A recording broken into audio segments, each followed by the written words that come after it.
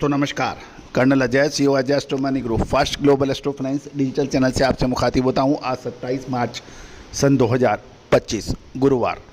दोस्तों Ajay astro money group देश का पहला चैनल है जो pulses, grain, oil seeds, spices, cotton, coal, steel और मेटल पर आपको लगातार अपडेट और विश्लेषण आज तक प्रस्तुत करते हैं। दोस्तों हम वर्तमान ही नहीं भविष्य का भी करते हैं सटीक आकलन। आज के इस एपिसोड में हम चर्चा करेंगे कृषि मंत्री श्री शिवराज सिंह जी ने एक महत्वपूर्ण घोषणा की है और ये कहा है कि किसी भी हालत में तुअर की फसल एमएसपी से नीचे नहीं बिकनी चाहिए और सरकार पूरी की पूरी फसल खरीदने के लिए कटिबद्ध है। जानिए रिपोर्ट विस्तार से। दोस्तों इससे पहले हम आगे चले, एक विनम्र अनुरोध, यदि आप हमारे चैनल पर नए हैं, पहली बार आए हैं और अभी तक सब्सक्राइब नहीं किया है तो चैनल को सब्सक्राइब करना बिल्कुल ना भूलें। साथ साथ हमारी अग्रिम विशेष रिसर्च रिपोर्ट के लिए संपर्क करें। हमारा एक साप्ताहिक न्यूज़लेटर मात्र 3,000 रुपये वार्षिक शुल्क पे उपलब्ध है, उसके लिए भी संपर्क कर सकते हैं। इसमें डेली मंडियों के भाव भी आपको अपडेट होंगे न्यूज़ के साथ साथ। जानिए रिपोर्ट विस्तार से। दोस्तों खबर निकल के आ रही है कि खरीद 2024-25 के लिए तुअर की खरीद आंध्र प्रदेश, छत्तीसगढ़, गुजरात, हरियाणा, कर्नाटक, मध्य प्रदेश, महाराष्ट्र, तेलंगाना और उत्तर प्रदेश में स्वीकृत हो चुकी है। कर्नाटक सरकार ने खरीद की अवधि 30 दिन बढ़ाकर 1 मई 2025 तक करने के समाचार मिल रहे हैं।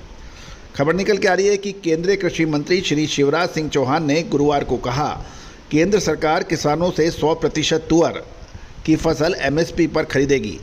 साथ साथ उन्होंने सभी राज्य सरकारों को सख्त निर्देश दिए हैं कि किसानों से एमएसपी से नीचे किसी भी हालत में खरीदी ना होने दी जाए। उन्होंने यह भी बताया कि सरकार किसानों को न्याय संगत मूल्य दिलाने के लिए पूरी प्रतिबद्धता के साथ काम कर रही है। वर्तमान में आंध्र प्रदेश, गुजरात, कर्नाटक, महाराष्ट्र, तेलंगाना में नाफेड और एनसीसीएफ के जरिए एमएसपी पर तुअर की खरीदारी जारी है। 25 मार्च 2025 तक इन राज्यों से लगभग 2.46 लाख मैट्रिक टन तुअर की खरीदारी ऑलरेडी हो चुकी है, जिसमें 1.71 लाख से अधिक किसानों को सीधा लाभ पहुंचने के समाचार हैं। उत्तर प्रदेश में तुअर की कीमत एमएसपी से ऊपर चल रही है।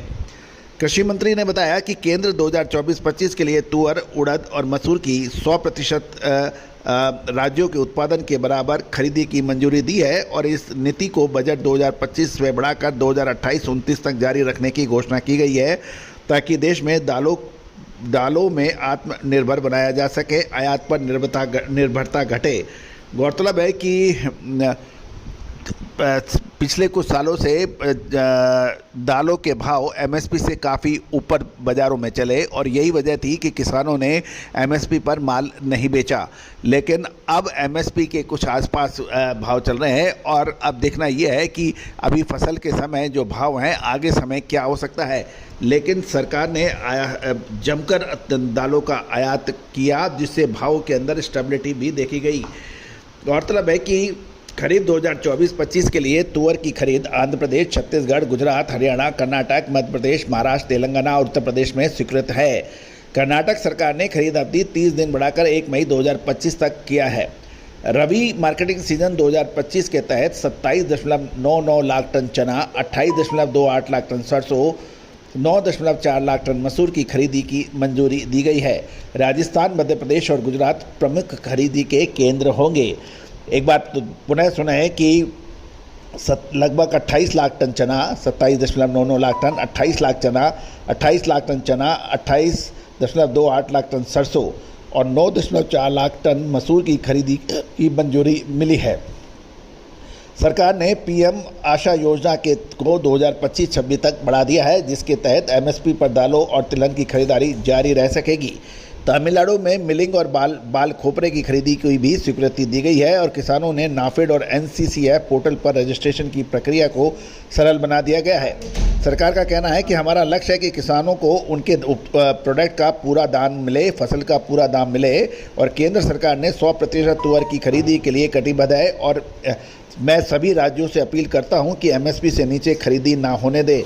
ये वक्तव्य श्री शिवराज सिंह चौहान केंद्रीय कृषि मंत्री ने जारी किया है। दोस्तों उम्मीद है कि ये सभी जानकारियाँ आप लोगों के लिए काफ़ी महत्वपूर्ण साबित हो सकती है। All the very best, good luck, happy trading.